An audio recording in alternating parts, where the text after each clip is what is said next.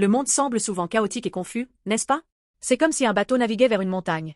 Quand les mauvaises personnes occupent des postes clés ou quand les responsabilités et l'autorité sont complètement mélangées, nous commençons à nous sentir anxieux, et tout semble vaciller.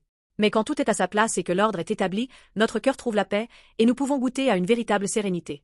Cependant, l'ordre ne surgit pas tout seul. L'ordre est toujours instauré par des personnes. Aujourd'hui, j'aimerais que nous parlions de la manière dont la sagesse de Dieu apporte de l'ordre dans nos vies à travers les gens.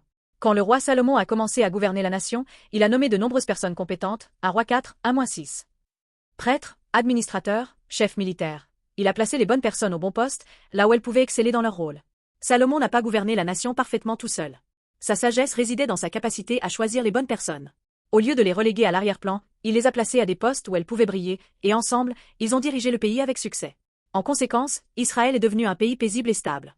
Nous disons souvent, trouve de bonnes personnes et avance avec elles. Mais est-ce que nous mettons vraiment les gens en valeur? Un vrai leader n'est pas celui qui s'accroche à sa propre position, mais celui qui crée des opportunités pour que les autres puissent briller. Jésus était exactement ce genre de leader.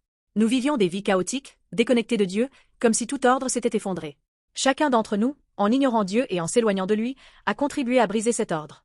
Mais Jésus, par son sacrifice sur la croix, a restauré notre relation avec Dieu et a rétabli l'ordre brisé. Grâce à Jésus, nous pouvons désormais nous tenir droit dans cette relation restaurée avec Dieu. Le royaume de Dieu consiste à élever les gens pour restaurer l'ordre brisé. Dans le royaume dont Jésus est le roi, chaque aspect de nos vies, relations, circonstances, environnement retrouve son ordre, et une paix véritable commence. Nous aussi, nous devons entrer dans cet ordre divin. Au lieu de chercher à revendiquer notre propre place, nous devons élever les autres, leur créer des opportunités pour briller et devenir de vrais leaders qui avancent main dans la main avec eux. C'est cela, le véritable ordre de Dieu, le chemin qu'a suivi Jésus. Qu'en pensez-vous? N'avons-nous pas besoin de cet ordre divin dans nos vies aussi?